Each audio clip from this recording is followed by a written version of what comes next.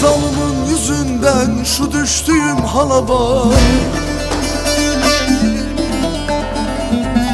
İnanıp da güvendiğim tuttuğum dala bak.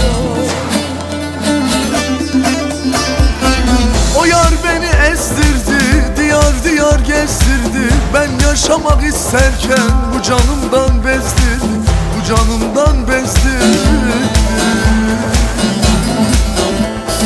O yar beni ezdirdi, diyar diyar gezdirdi. Ben yaşamak isterken bu canımdan bezdirdi, bu canımdan bezdirdi.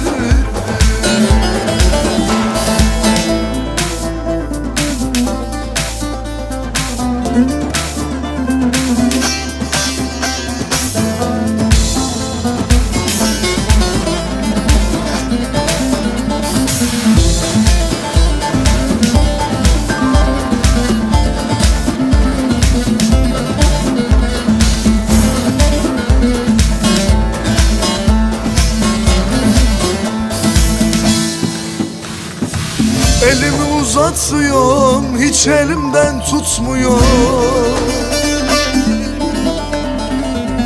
Peşinden ağladım, gözümü kurutmuyor. O yar beni kul etti, bir değersiz kul etti. Eller gülüp oynarken bu ömrümü zayi etti, bu ömrümü zayi etti. O yar